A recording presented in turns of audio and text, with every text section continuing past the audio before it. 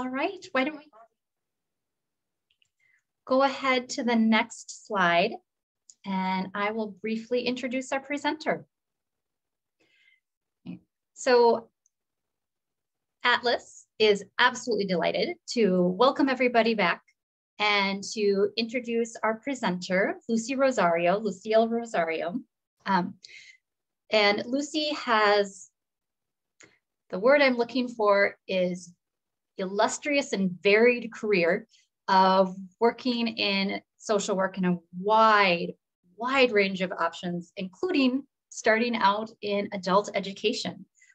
She has done many things in between over the past 20 years, but we feel very fortunate here at Atlas and in Minnesota to have pulled her back and all of her expertise back into the field of adult education, and we are now all benefiting from it. So Lucy, I'm going to hand it over to you, and thank you so much for being here. Thank you, Andrea. I think every time you introduce me, the adjectives get more and more impressive. So thank you. All right, welcome back, everybody. I'm excited to be back with you all. We're going to continue our learning when it comes around healing-centered learning environments and adult education. So as we did last time, we're just going to spend a little bit of time breathing and grounding into the space, making sure we get our whole brains online. We won't spend the whole 5 minutes because we've got a lot to get through. You can follow the image on the screen, or you can breathe at your own pace, but letting go of what I'm sure might have been a long week and centering yourself. So I'm going to mute and we'll spend about 1 minute taking some deep breaths.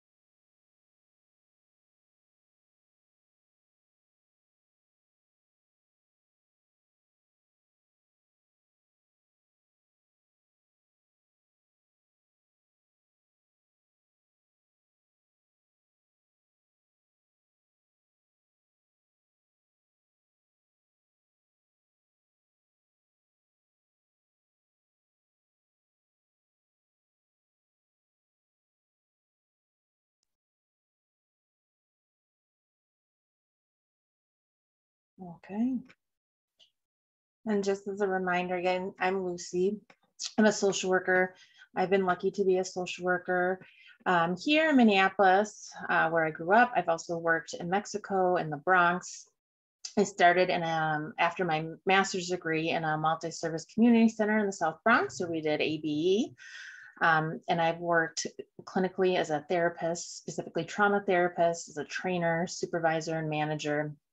And then for the last 5 years, I've been working in K-12 education in both special education, as well as now I'm the district program facilitator, culture and climate on the equity and integration team for the Minneapolis Public Schools. I'm also community faculty at the University of Minnesota, and I work as a senior fellow at the Minnesota Institute for Trauma-Informed Education. And those are all my babies right there. So hopefully none of them will interrupt us. So I want to hear from you. I like name, pronouns if you would like. And then today our check-in question is going to be, right now, if your mood were the weather, what would it be?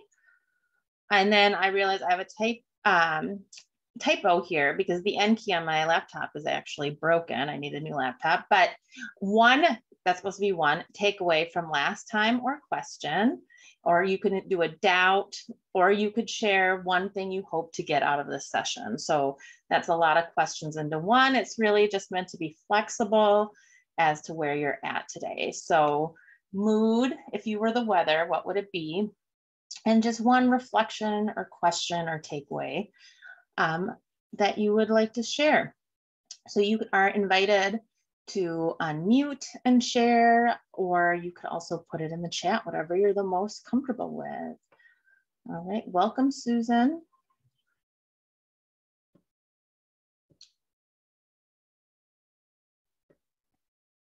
Welcome as a cloudy. Yeah, I think I'm a little bit kind of like gray. I feel like my mood is kind of matching the weather today, with the sun maybe coming out.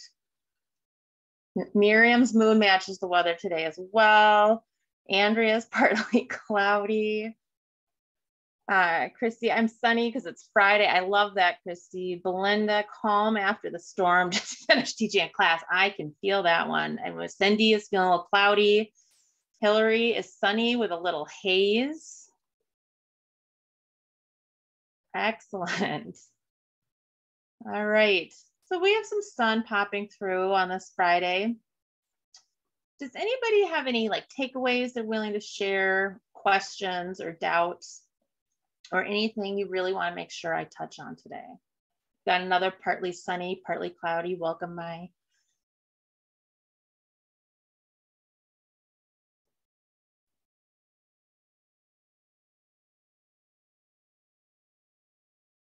Susan Mood, the calm after the storm. I'm interested in practical ideas on how to create the environment that supports all learners, especially learners who are dealing with trauma. Yep. Christy, one takeaway from last time is how important self-care as an educator is for us to provide for our students. Thank you, Christy. That is, we had to rush that kind of at the end. So that's where we're going to pick up. And then we're going to move into some ideas, and you will leave with a toolbox to take away with you today, Susan. Anything else? All right, we'll keep going. So as I sort of just touched on, we're going to focus on, we're going to pick up where we left off with compassion, fatigue, and our own self-care. And then we're going to move into the programmatic structure and instructional practices to create a healing-centered environment and what exactly that means. So we'll do the self-care review, moving into the healing-centered environment. What does that mean? Programmatic considerations and classroom practices. And we're gonna really focus on why both of these things are really important. And Andrea, how explicitly acknowledging and discussing the pressures that I face as a teacher is part of making sure that I can be fully be present for learners. Yes, and I think that is really crucial. I think when we ignore, what happens is when we ignore what's going on with us because we don't think we have the right to it, or we're worried about it, or we don't know how to handle it, or we're just not aware of it, that's when we unintentionally do harm and re-traumatize the people that we are teaching. So one of the primary concepts in trauma-informed care and that SAMHSA puts out is to resist or prevent re-traumatization. You do not want to re-traumatize. And when you're at the highest risk of re-traumatizing is when you are not aware of your own burnout, secondary traumatic stress, or vicarious trauma or moral injury. And that is when you're most likely to re-traumatize a student, which is why this is super important. So you really, because this is a workplace hazard, it's important to just be really aware of building resiliency, being aware of ways to create predictability, stress management with moderation, being aware of what's within your control and what's outside of your control, what supports you need, and really being able to identify and focus on and find pleasure in that sense of compassion satisfaction. That's where we left off last time. And then self-care, and I have a love-hate relationship with self-care, because yes, it's important, but the way that we've talked about it is it's really kind of blaming towards the people in our professions, because it's like, you're obviously not going to enough yoga, that's why you're struggling right now, or you're not doing this. And we all have a lot going on, and going to a yoga class, and I do yoga, so I love it. That's not enough to mitigate everything and all the stress that's going on. It's much more complex than that. And even if you're doing everything right, you're still going to feel the work, because it is a consequence of empathic connection, of doing your job well. So we need to be much more accepting of the impact, and we need to really think about it in a holistic perspective. And ultimately, we just need the same things that our students need, because we're all humans. So we're actually going to spend time on the self-care plan that I introduced last time, because we ran out of time. And I think it's really great to just spend a little time reflecting and then sharing with others, so that we are actually able to use the practical skills, because none of the practical skills we're going to talk about will actually work unless we are in a grounded place, able to use our whole brains and to support our students. And so there's a handout that Andrea is going to put into the chat. We're going to spend 5 minutes working on this on our own, and then Patsy's going to put everybody into groups. And I want you to think about right now, how is it that you're nourishing yourself in these different areas? How do you nourish yourself intellectually, emotionally, socially and recreationally, physically, environmentally and structurally, spiritually, and with meaning making? And this can look very, very different. I did this at the fall of 2020 as an activity, and I looked around and I realized that everything I put in there really involved being outside in warm weather, right? I had started running, and so I was running outside. Spiritually and meaning making meant spending a lot of time sitting outside in trees and enjoying nature. Socially and recreationally, because of the pandemic, everything had moved outside into like social picnics and socially distanced gatherings. Intellectually was like laying in my hammock and reading a book. Emotionally was like the sun. And so there's all of these things, and we were about to face the Minnesota winter, and I realized that I really needed to figure out a way to either embrace winter outside, or maybe find some ways indoors to nourish myself. Otherwise, I was probably going to face some real hardships as I went through the winter of 2020, 2021. So, and then in your small groups, share some ideas. And this is, you don't have to share anything you don't feel comfortable sharing, because this is very personal, but it is nice to share some things, because you might give each other some ideas, right? And so, and think kind of big, right? Like physically, it can be exercise. It can also be like diet and nutrition, right? It can be anything that makes your body feel good. That can look very different for different people. The structurally and environmentally, it can be the structure of your day. It could be organization. It could be taking like a day off and just kind of vegging out. It's like, how do you control the environment around you to make you feel good and kind of make you feel in control? So I think that's about it. If you have any questions, please feel free to ask.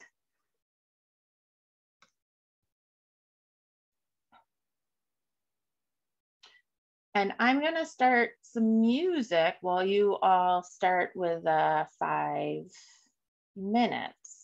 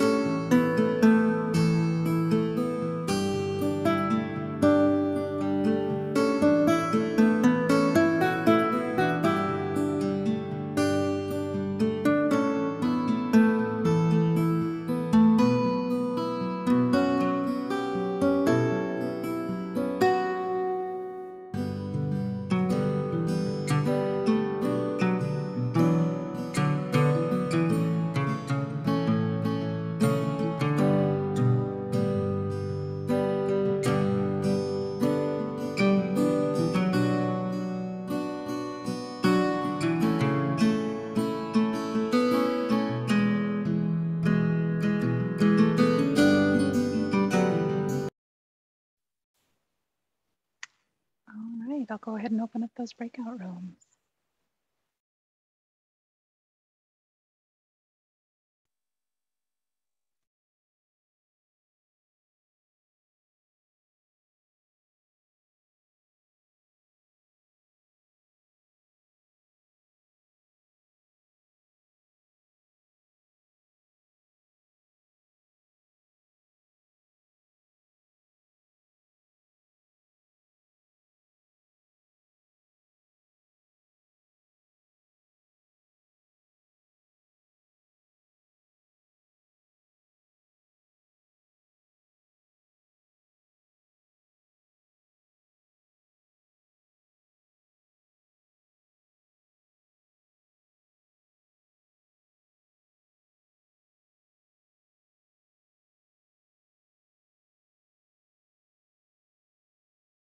Standing, we start moving towards a healing organization. And in a healing organization, what we want to do is we want to start to create a reflective climate. We want to start to make meaning over what we've been through. We want to work on our growth and be prevention oriented. We want to be collaborative. We want to focus on equity and accountability. There would be relational leadership.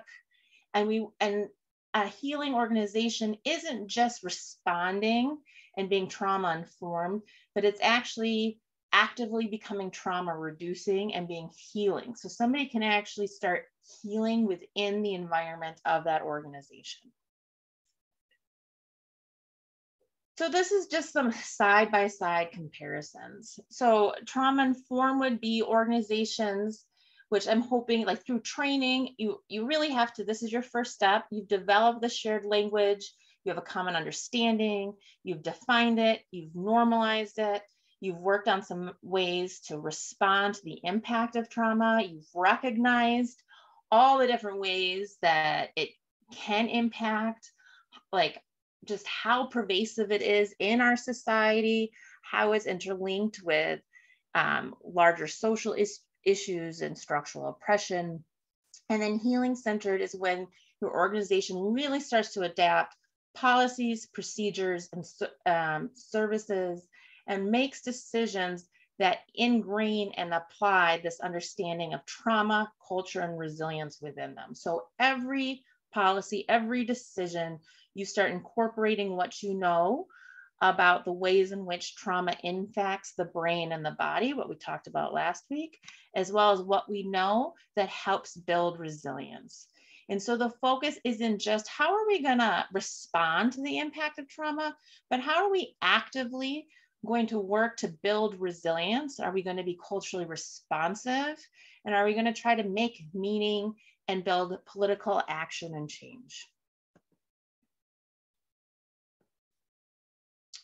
So as the first step, these are some of the trauma-informed principles that need to be incorporated into an agency. In your organization and in your classroom, then you need to incorporate safety, has to be a first step. You need to, and that needs to be emotional and physical safety. There needs to be opportunity for choice and choice within limits so as to not overwhelm or stress the stress response system. Opportunity for collaboration. It cannot just be top down or authoritarian because that can be very re-traumatizing. We'll go back to that high structure and high warmth, which is really crucial. Trustworthiness. So there needs to be task clarity, there needs to be consistency, there needs to be boundaries, there needs to be respect and relationship, and there needs to be empowerment. And if you remember, we talked about some of those core experiences of trauma. These principles work directly in counter of those core experiences, like lack of choice, helplessness, stuck in the past, being unsafe, right? These work directly in counter to it. Then as these get incorporated into the organization and into your classroom, Dr. Sean Jenwright has come up with karma. And this can be a really beautiful thing in a classroom, and we're going to dive more deeply into it. But these are some principles to also start thinking about. What are the ways in which culture is brought into the classroom and into the organization, because culture serves as a way to connect people to their identities, and culture is something that's historically grounded and feels relevant to them, which is both helpful for instruction.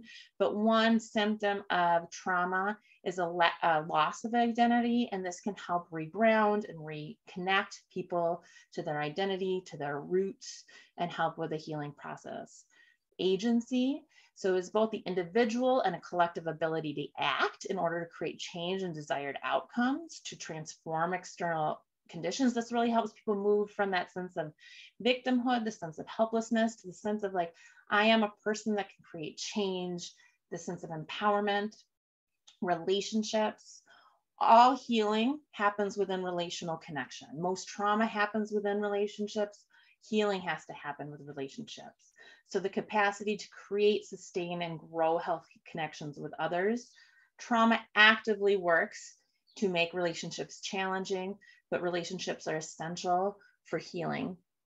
The M is for meaning, which is discovering purpose and building awareness of our role in advancing justice. So any sort of meaning making is really huge. And that's a huge part of trauma therapy too, in the mental health field.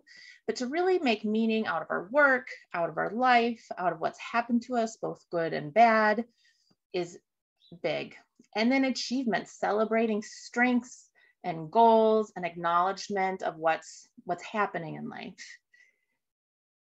And then Christy talks about in correctional facility, it is really hard sometimes to incorporate some of these pieces. And I've worked and done some trainings with other folks in other states and correctional facilities. And I've also worked in some correctional facilities. And you're absolutely right. It can feel really hard. And what I want you to do, and I think this is really helpful for people who work in those settings, is to really think about the part that you have control over, right? And in particular, like when we talk about like structure and warmth, there's a lot of structure in correctional facilities. So what are ways to bring warmth in, particularly in your classroom and the places that you have connection to? And what are collaborations and connections you can make with other people? You know, what other people in the facility are interested in this that you can collaborate with, share information with, and build relationships with, to find creative ways to incorporate some of these concepts. So overall, the healing-centered environment hopes to move, and this works, we're going to talk about parallel process. This works both for the individual, for the group, for the organization, for the culture. You want to move, support and move from suffering. So that's that sense of powerlessness, loss of hope, internalized oppression, surviving, which I think, especially with the pandemic, a lot of people are in this surviving space, which is just adapting to the circumstances, navigating, accepting the status quo, up through challenging and to thriving is the goal of creating a healing-centered environment. So what I want everybody to do is we're going to take another 5 minutes. I want you to take out a notebook. We're going to stay in this main room. You can write whatever you want, but here are some prompts for you to use. And then just do some personal reflection, because this is a little bit of a different viewpoint on it. Trauma-informed care tends to think generally more individually or more clinically at like what's happened and what am I going to do with you. And what we know from brain science and what we know from healing is we really need to create that base, that healing environment where all people can kind of move forward. And so it's a newer concept and it can feel a little bit uncomfortable sometimes. So we're going to just take a moment to reflect on that. And I'm going to attempt to put some music on.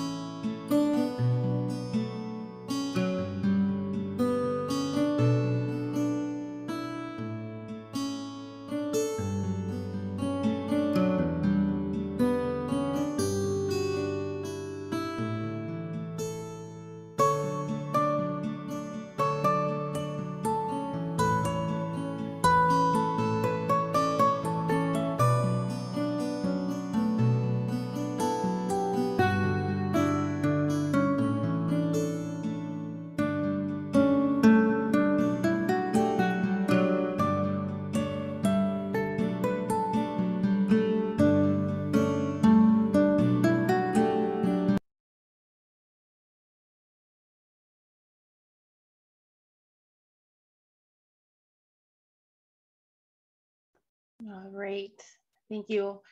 And I know we did that a little bit last time, but some of the personal reflections, I personally am not a journaler at all.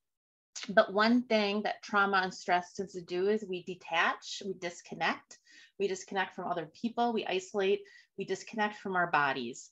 And when we are disconnected from our bodies, when we're not noticing if we're feeling expansive, if we're feeling constricted, if we're not aware of what's happening, we can accidentally cause unintentional harm. It's a bit to Andrea's question earlier. So it's important to just take a moment and to just notice and realize how you're responding, positively or negatively. So programmatic considerations. We are going to focus on the program. First, I really love this quote, trauma creates change you don't choose. Healing creates change you do choose.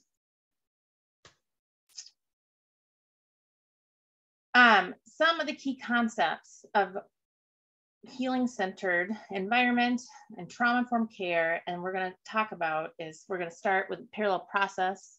We're going to talk about reground and how this we need to take into account, incorporate in the state dependence. That's where our stress levels are at and the stress levels of our learners and our coworkers. Sequence of engagement, high structure and high warmth, creating a sense of safety, trustworthiness, predictability, and transparency. Incorporation of Maslow's hierarchy, as well as karma. So the incorporation of culture, of agency, relationships, meaning making, and achievement. We're starting with programs because one of the key concepts that is really important to understand is parallel process. So what happens when you're dealing with trauma and really just relational patterns in general is that what's happening with the student and the student's family will get paralleled in the classroom, which will get paralleled with the staff, which will get paralleled in the organization, which will get paralleled in leadership, which will get paralleled in society, and all the way up, and then all the way back down, right? So if an organization feels unsafe, staff will feel unsafe, students will feel unsafe. If students come in being angry and aggressive, staff will feel angry and aggressive, the organization will become angry and aggressive. So you're not able to, and this happens a lot in all institutions, but definitely in education, where there's this idea that we're going to become trauma informed. All right, teachers, you go do it. And there's no need for self-reflection of anybody else in the organization or any need to look at what's happening in larger society.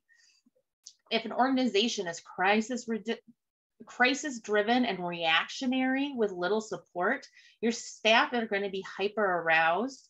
They're going to be in an alert, alarm, or even terror state. And your students are going to reflect that. And you will never be a trauma-informed or healing-centered organization.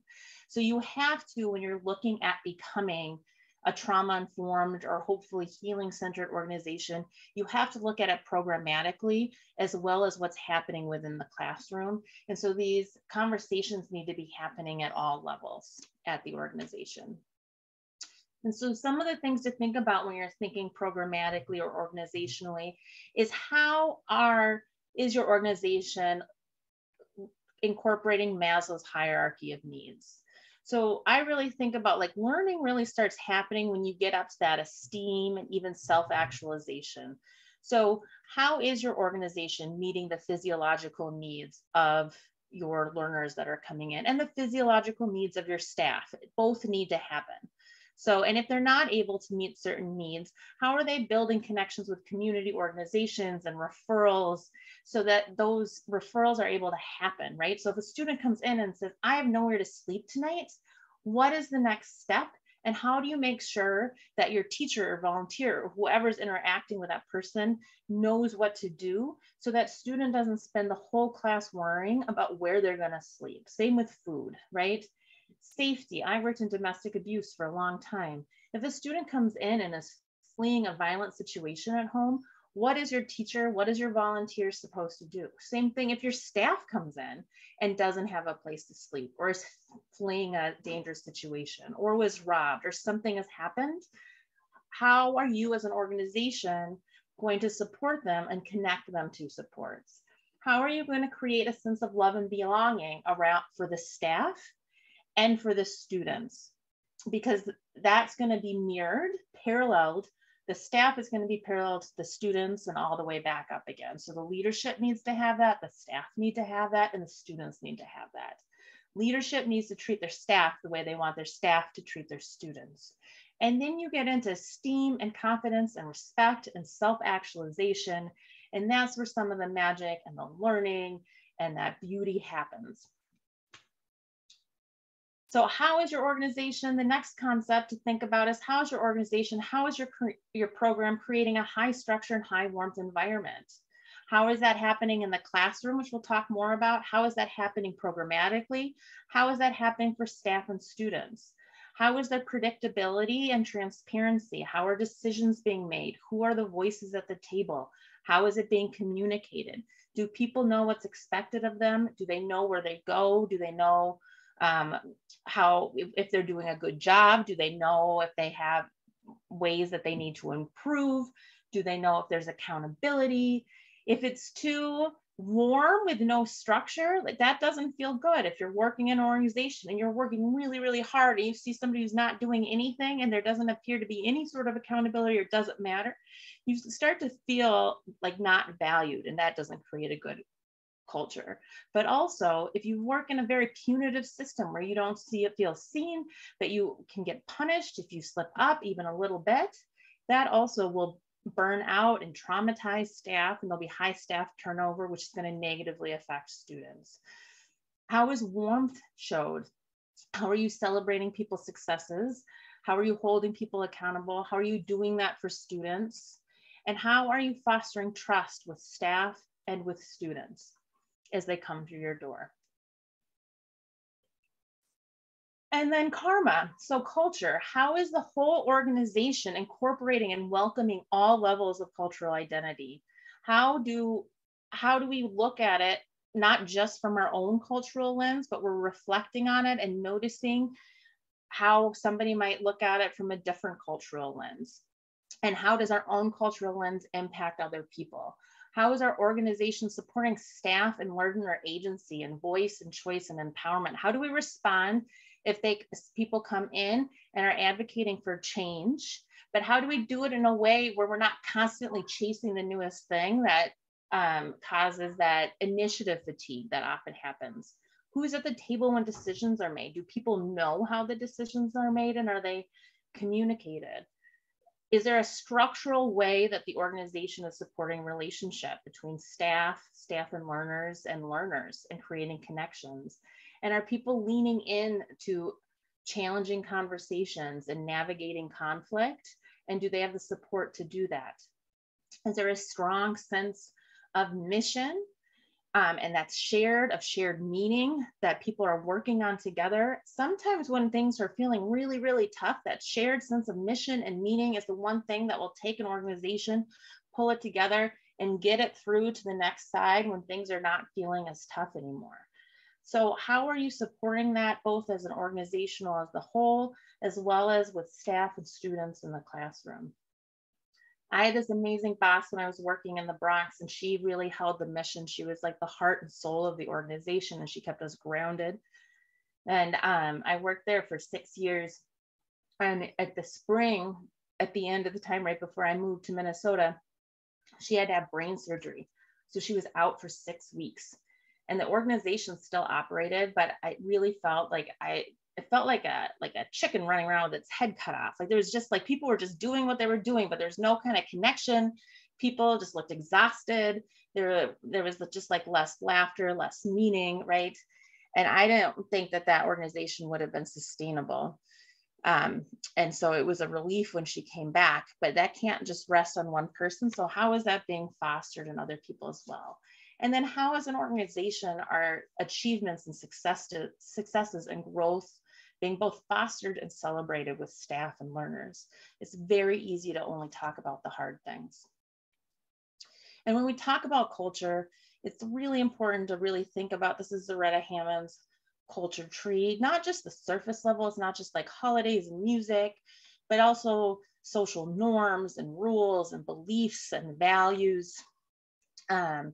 you know, things like call and response and ways that the collective versus the individual and funds of knowledge. And so to really like dive in and reflect, like, what are my cultural identity and values, and how is that impacting, and what is that of other people, and how do we welcome everybody? And then how are we incorporating as an organization everybody's, what we know about the stress levels and everybody's state dependence. And so that's the like state of stress that you're in, right? What we need is for our teachers and for our staff to really be in an alert to calm mode in order to go into the classroom to teach students and support them to be in an alert and calm mode, right? So if your students are, if your staff are coming in, especially if there's like a community trauma or there's a stressor or there's a pandemic or there's an, you know, an uprising and there's fires and things that we've recently experienced here in Minneapolis, people might be coming in an alarm or an alert mode, right? Again, or you have somebody that's in crisis, how are you there to support them, that staff member, to help them calm and feel connected, feel supported, feel safe, so that they're able to ground, get their full brain online, because at alarm, they're just using their limbic system, and at alert, they're just down in their brain stem, and you need them to get back into their thinking brain before they can teach. And then they're able to teach, and they're able to support the students to do the same thing. And so how are you building in opportunities for the sequence of engagement? Are there ways to build it into meetings? Are there ways to offer opportunities for grounding at the beginning of the day, brain breaks, opportunities to build connection among staff, relationship building, small talk? When people are unhealthy, they tend to isolate and separate out. So how are we bringing people together so that limbic system is feeling connected and feeling cared for, and you're able to access your cortex and you're able to teach? So some of this is really about supervision and staff support. And so high structure, how our roles, expectations, and communication needs to be very clear. Making sure that staff feel supported and valued, and that there's a growth mindset. So especially if staff are struggling or there's a disciplinary issue that's going on, how are you able to really focus on restoration and accountability rather than punishment? So people feel valued and that they have the opportunity to grow, but there's still a sense of accountability. Is there a coaching and supervision model? I really enjoy Elena Aguilar. If you haven't read her book, I would encourage everybody who's in a supervisory or coaching role to read her books. It's very similar to what we call reflective supervision in the mental health field, where you really guide and coach rather than having more of a power over administrative approach. It's much more trauma informed. Making sure that all staff are trained is not just about training teachers. Leadership needs to be trained, clerical office staff need to be trained, teachers need to be trained, maintenance folks need to be trained. The whole organization needs to be trained and have that common language to become a trauma-informed environment and to move into that healing-centered place. And then how is their ongoing support? It's great to have a training, right? That's a great place to start, but how is that support going to keep going? It can't just be one-off. Are there meetings? Are there consultations? Are there coaching meetings? Are there team meetings for consultation where people can really get support in applying what they're learning into the classroom?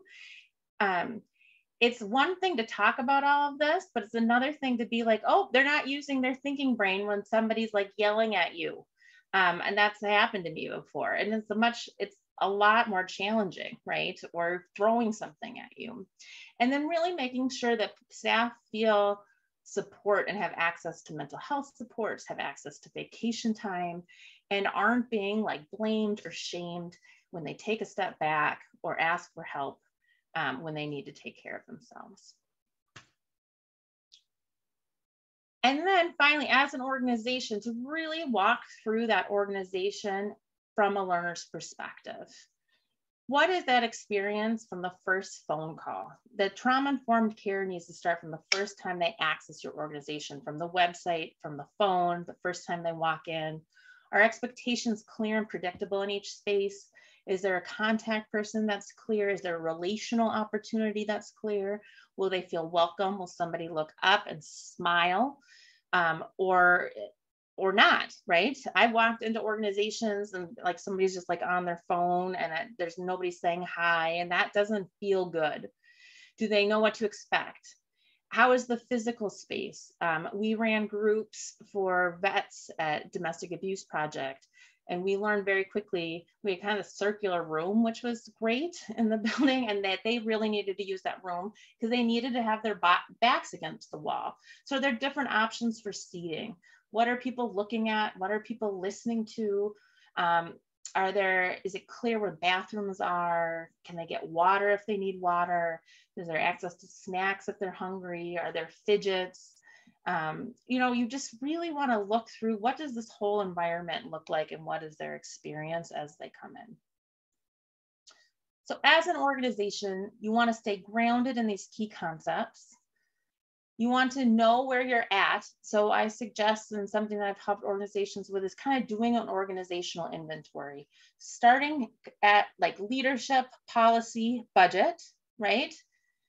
Then looking at your physical space, looking at staff support and training, looking at your community resources and relationships and connection, and moving into direct practice, instructional pieces.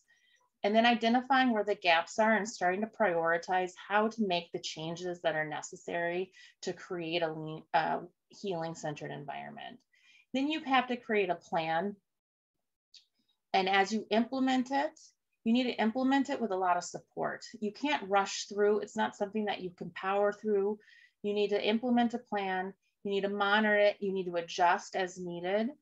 And you need to get feedback so people feel like they have a voice in the process. So we're actually going to, I'm being conscientious of time. I'd like to go back into the breakout rooms, and we're just gonna I would like you to spend 5 minutes in your breakout rooms. Please share your organization, where you work, like, how are things going? Do you think you're kind of ticking all the boxes? Is there an area of growth possibly? Like, how is it going? Like high structure and high warmth? How do you address Maslow's hierarchy, particularly that physiological and safety needs? Anything creative happening with the concepts around karma? Sorry, I have a sneeze coming. And is there like one thing you think you can take back and talk to your colleagues, maybe work towards change? All right, I'll put us in groups.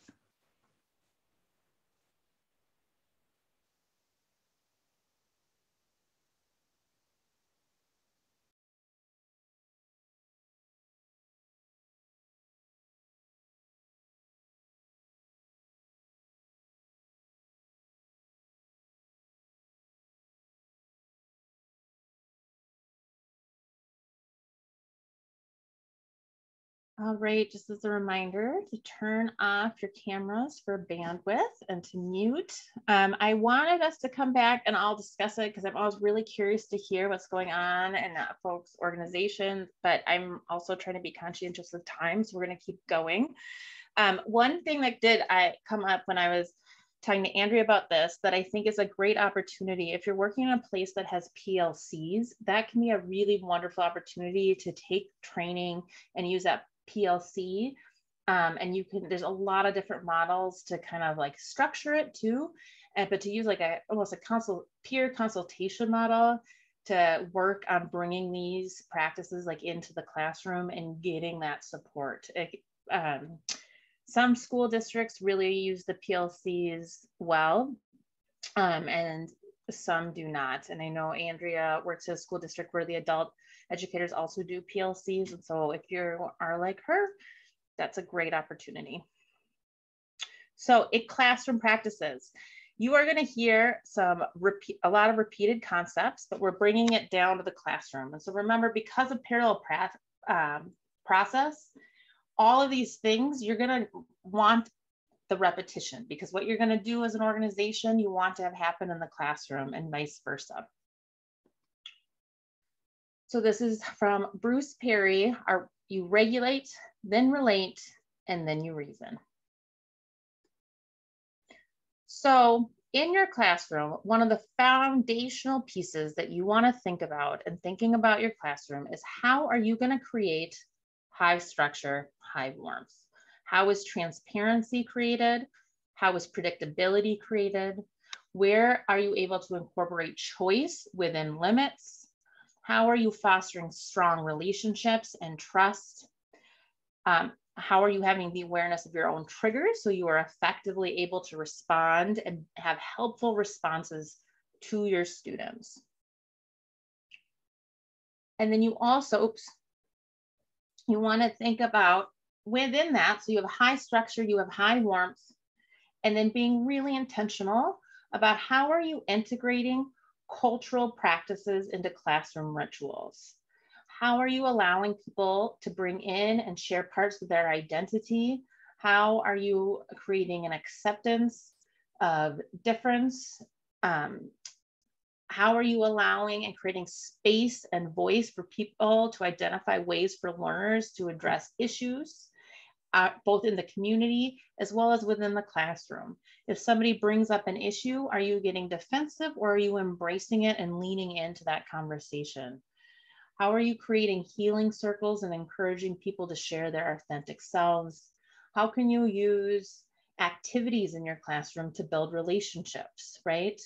So thinking about things like, you know, turn and talks, pair shares, group projects, even when there's language barriers, how are you able to use visuals, have people bring artifacts or things from home to bring in and to share pieces of themselves and to create connection? Creating space for small talk so that people can connect and build relationships. How are you creating that space to have conversations with learners about what matters to them? Why do you value it? Why do you, and why do you value it? And what is it? We don't want to, one of the worst things we can do is just to power through these moments. And there's ways that you can also incorporate it into what you're trying to teach as well. And then with achievement is making sure that you're helping people set goals. You're recognizing it and you're celebrating it and you're building knowledge and skills and strengths in students. A big piece and what really inspired Dr. Sean Ginwright was he was working with a student, and this student was a teenager, said to him, you know, I'm more than just my trauma.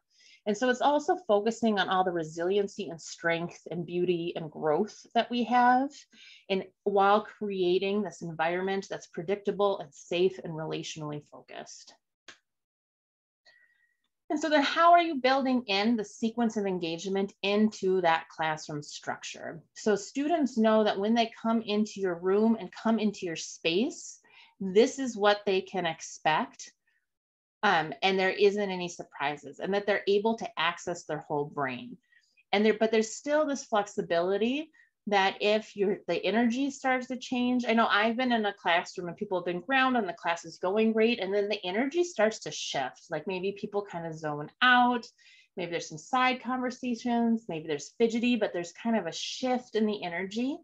And that's a sign that we need to go back to the sequence of engagement. That means that for whatever reason, they've reached beyond kind of their window of tolerance. I'm like blanking on words right now.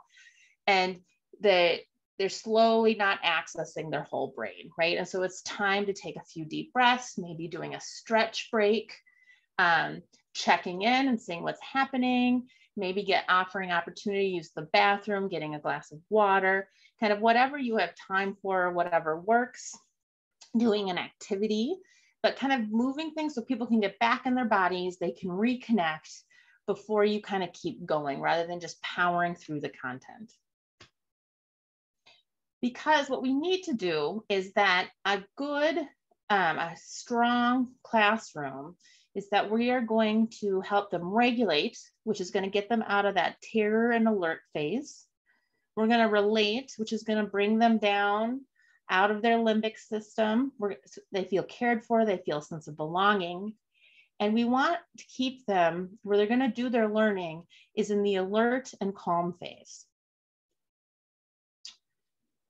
And so what we want to have happen is in the alert phase, is that's where you learn new information.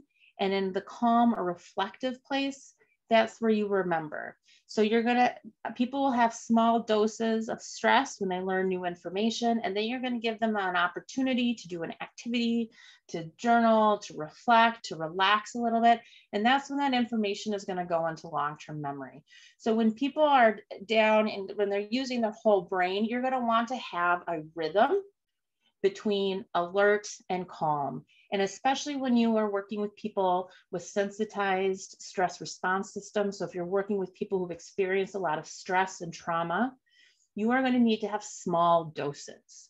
So you're going to need to think about like 2 or 3 minutes of new information, and then an opportunity to reflect, and maybe an opportunity to ground and connect, and then 2 or 3 minutes of new information, and then an opportunity to reflect and to remember. Because they're not going to have that window of tolerance that's large enough to be able to handle being inundated with too much information. Remember, too much stress is going to push them out of their window of tolerance. And so some of it is having that flexibility to be able to have a sense of what's happening in the room and to being able to be responsive so that you're hopefully able to help ground and relate and connect and adjust before people get into an alert or terror phase and you've lost them and it takes longer. But that you're also doing these small doses of new information rather than feeling the pressure to power through and get through a ton of information, which is sort of what I'm doing right now. So I apologize. So some of the guidelines as an educator is that you really want to focus on what you can control. And this is especially true in the correction institutions. You want to prioritize safety. You want structure and warmth, develop and communicate a classroom routine. Having it written on the board is an excellent idea. Spending time, do not rush through building that learning community, and always follow through. You say you're going to do something, do that, because that is how you build trust. You need to make sure you create the routines based on the sequence of engagement. And rhythm is very regulating. So when there's a rhythm to the routine, it's automatically regulating for everybody involved. You're fostering a learning environment that incorporates space for karma. So how are you bringing in culture and agency and relationship and meaning making? You're doing your own work on reflecting on your own cultural lens. You're allowing for space for relationships, and you're allowing students to be part of decision making. And you're slowing down rather than powering through.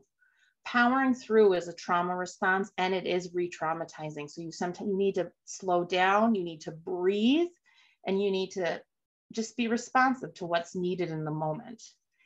And then really making sure you're choosing texts and examples that reflect students' experience and activate prior knowledge.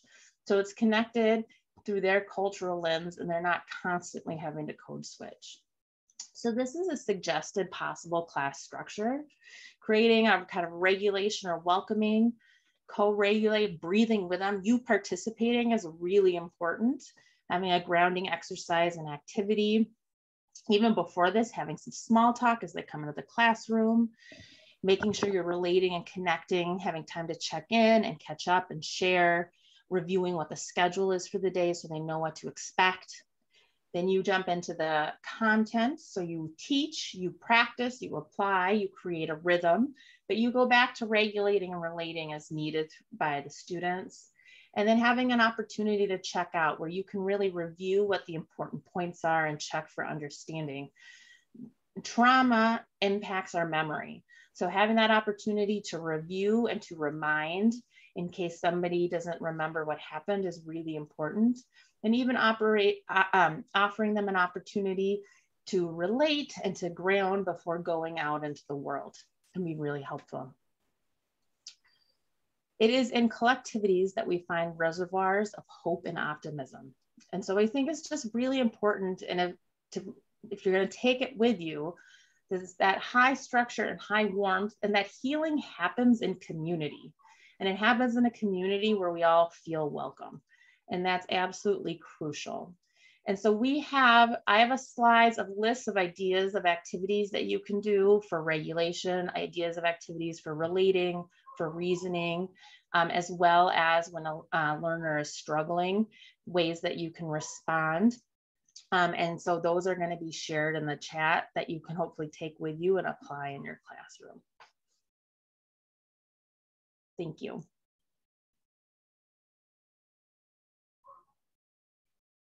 And I know we're low on time.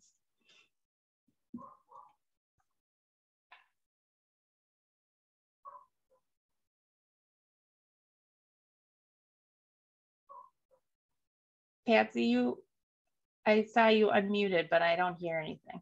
Yeah, I was just gonna drop that link. Oh, she already got it. Never mind. Good.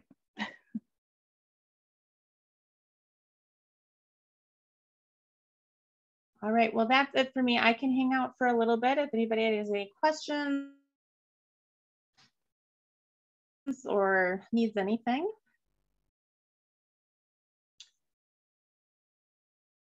I do have a question in the chat around a sensitized trauma response system. So that's another term that is used when your stress response system has been used over and over again.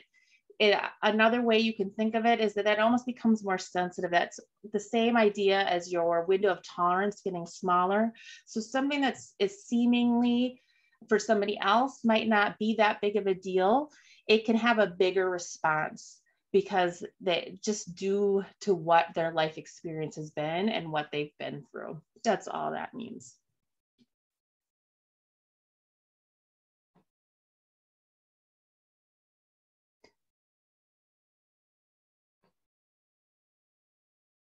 And I see that Andrea has shared the toolbox slides. So there's a wealth of information and ideas in there. And I just want to thank both Andrea and Lucy for their expertise and for making these webinars happen. Thank you. I feel like all of the credit here goes to Lucy. Thank you so much, Lucy, for coming in, for sharing this, for creating those toolbox slides. And we'll send those out in a follow-up email along with the PDF of all of the slides, the link to the evaluation, and any additional resources. So make sure that you keep your eyes open for that email. And of course, once you fill out that evaluation, you'll be able to get your CEUs. Thank you, everybody. Thanks for having me.